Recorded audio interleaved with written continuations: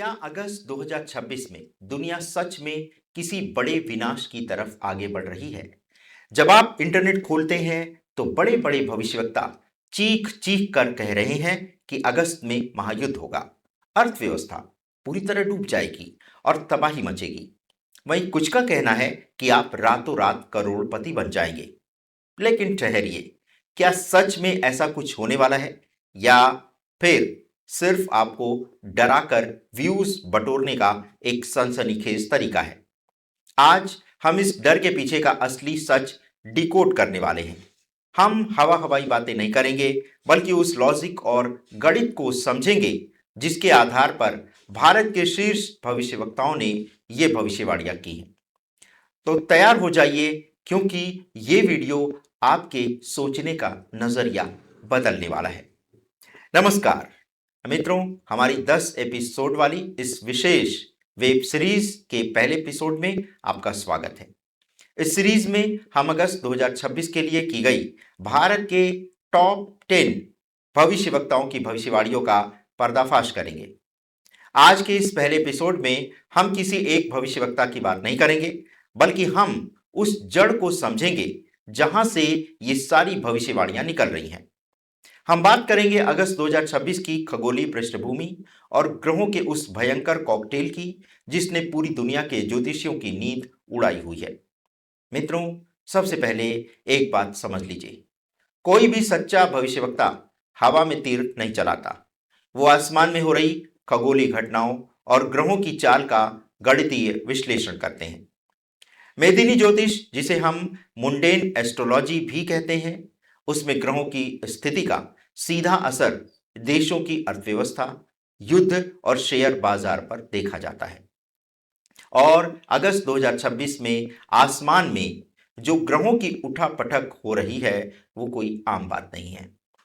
चलिए एक एक करके इन ग्रहों की चाल को डिकोड करते हैं और समझते हैं कि प्रलय या रातों रात अमीर बनने वाली बातों के पीछे का असली लॉजिक क्या है।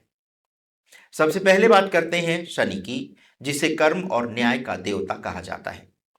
26 जुलाई 2026 से लेकर 10 दिसंबर 2026 तक शनि मीन राशि के रेवती नक्षत्र में वक्री यानी उल्टी चाल चल रहे हैं। अब इसका मतलब क्या है?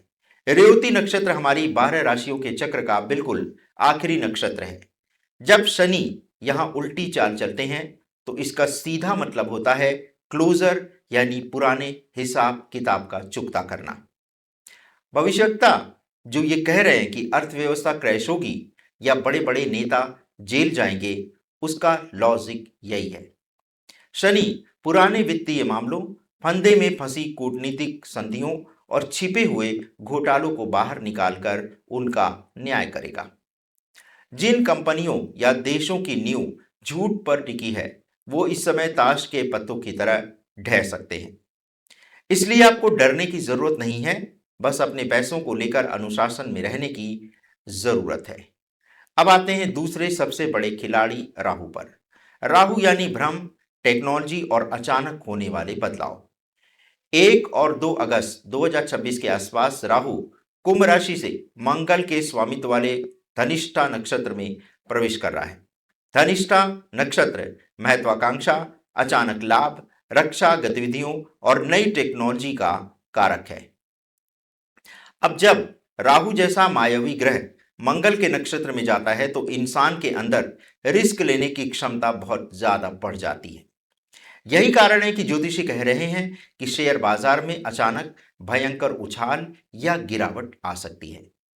साइबर सिक्योरिटी का खतरा मंडरा सकता है और ग्लोबल लेवल पर सेनाओं में हलचल बढ़ सकती है। जो लोग अचानक अमीर बनने की भविष्यवाणी कर रहे हैं, उनका आधार राहु का यही धनिष्ठा गोचर है, जो कुछ राशियों को अचानक अप्रत्याशित अवसर दे सकता है। तीसरी बड़ी घटना है मंगल का गोचर। 28 जून से 18 अगस्त 2026 तक मंगल मिथुन राशि में रहेगा। मंगल यानी ऊर्जा, आक्रामकता और युद्ध, और मिथुन राशि का मतलब है संचार, मीडिया और दिमाग। जब मंगल यहां होता है तो लोगों का दिमाग बहुत तेजी से काम करता है और वो जल्दबाजी में फैसले करते हैं और उनकी बातों में आक्रामकता आ जाती है।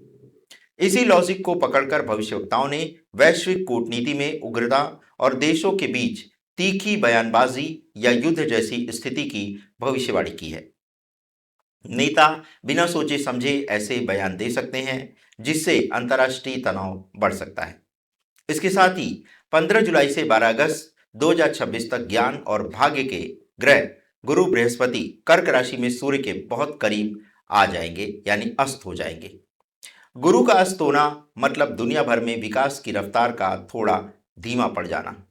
इस दौरान नई चीजें शुरू करने के बजाय पुरानी चीजों को प्लान करना ज्यादा बेहतर होता है। तो जो मंदी की बातें हो रही हैं वो गुरु के अस्त होने और शनि के वक्री होने के इसी कॉम्बिनेशन का नतीजा है। और अंत में इस महीने की सबसे बड़ी खगोलीय घटना 12 अगस्त 2026 का पूर्ण सूर्य ग्रहण। ये ग्रहण कर्क राशि और अश्लेषा नक्षत्र में लगने जा रहा है। हालांकि ये सूर्य ग्रहण भारत में दिखाई नहीं देगा, जिसका मतलब है कि भारत में सूतक काल मान्य नहीं होगा और आप अपनी आम जिंदगी सामान्य रूप से जी सकेंगे। लेकिन इसका वैश्विक प्रभाव बहुत गहरा होने वाला है। ये ग्रहण यूरोप, ग्रीनलैंड और स्पेन जैसे क्षेत्रों में पूर्ण रूप से दिखाई देगा।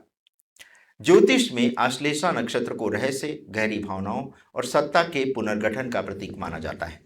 ये ग्रहण दुनिया भर के नेताओं की कुर्सियों को हिला सकता है और बड़े भू राजनीतिक बदलाव ला सकता है।